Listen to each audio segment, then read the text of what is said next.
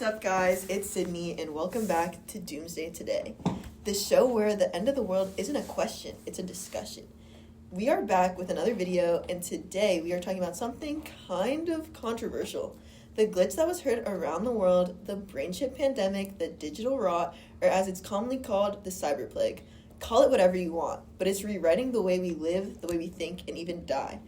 And as this chaos continues, so do opinions on who to blame and what comes next. With me are three very different people with all different types of backgrounds in this unraveling society. And we are going to have a discussion about the ins and outs of this cyberplague. So let's get right into it.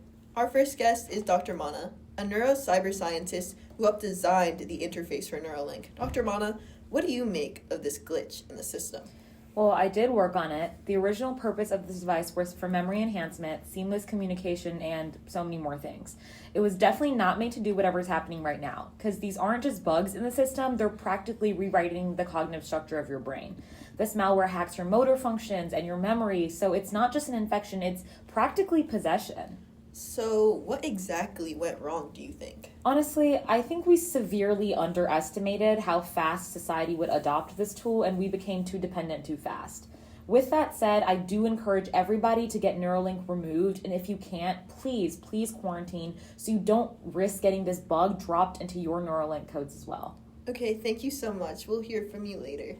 Our next guest is Mrs. Anna, the wife of Pastor John, who runs one of the biggest churches in Manhattan. She has become a central voice in the movement that believes that the cyberplague is something sacred. Yes, Sydney. While scientists like Dr. Mana over here try to fix something they do not understand, those of us that believe in a higher power see the signs. When someone goes into a trance, digital sleep as we call it, it's not death, it's transformation. That's not digital sleep. That's a symptom called mental decline or schizophrenia. These people are sick, not with some sacred belief. Please don't interrupt and try to be respectful. Everyone has different beliefs here. Thank you, Sydney. As I was saying, my own son fell silent 2 weeks ago, and I've never been more certain that he is beyond. Beyond what, exactly? Beyond this world. This Neuralink brings us closer to God. They are not mere machines. They open the door to God's kingdom. These glitches that have people rambling sound like angels or warnings like prophecies. Interesting. We will definitely have to get into that. But last but not least, our next guest is Mrs. Janey. She is the CEO of a luxury tech brand and a longtime chip user until, well, recently, and was even one of the first people to have access to Neuralink while the rest of us were still stuck with cell phones. Look, let's be clear. When I had the chip, I paid for a premium firewall and installed every update. My family, they still had it up until a month ago and they were still functioning. But let's not pretend this isn't spreading faster in unregulated sectors.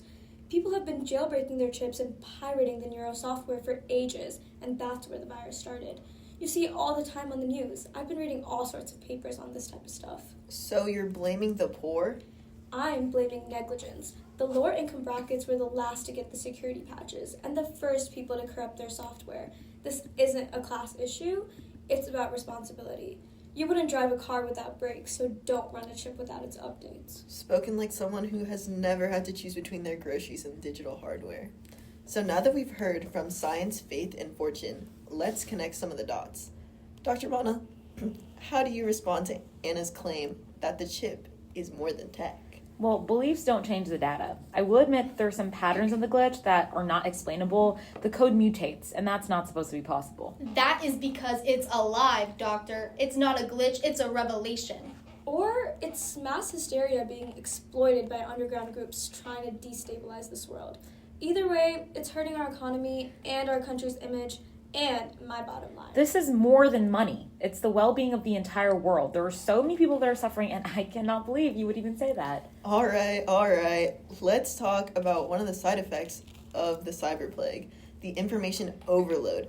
Experts contradict each other, people are drowning in truths, and no one knows what's really true. Welcome to the infodemic.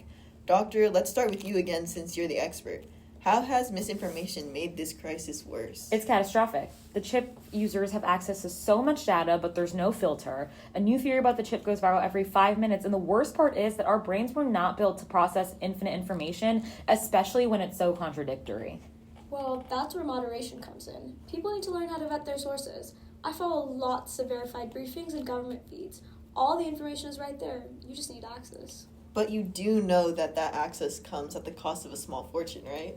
Well, sure, but what's the alternative? I mean, come on. If you're using the public net, you basically deserve to be confused. But the algorithm decides what you see. You think you're getting comfort, but you're not getting any sort of clarity. This is no different from faith. Everyone is preaching something. Some charge for it. The only truth that has remained constant since the glitch began was that the more you listen, the less you truly understand. I understand. I get it. The more you listen, the less you truly understand. But maybe that's the scariest part.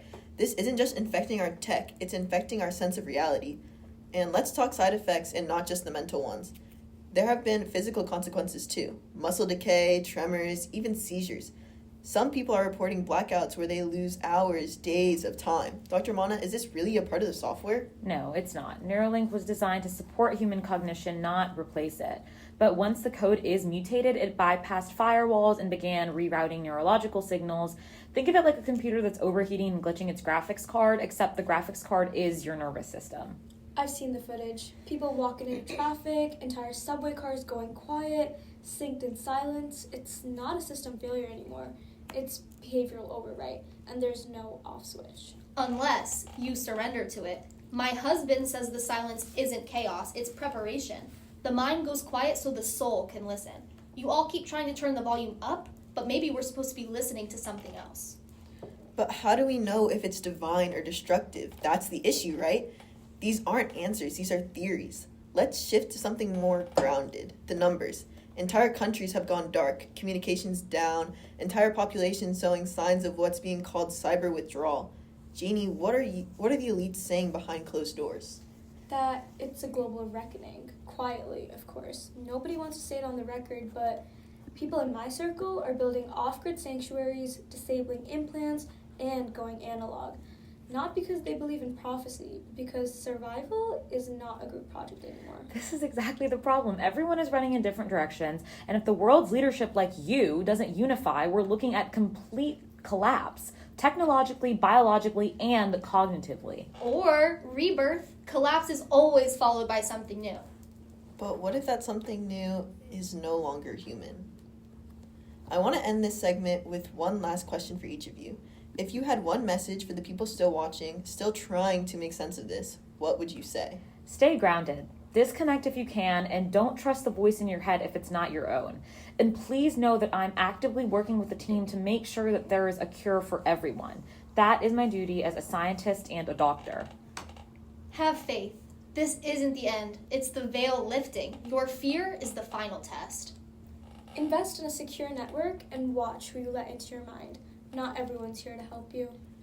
And there you have it. Science says isolate, faith says surrender, fortune says firewall.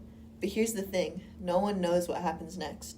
The digital world was supposed to connect us, but it's now tearing us apart. So, until next time, stay awake and stay alert. This has been Sydney, your host, and this was Doomsday Today.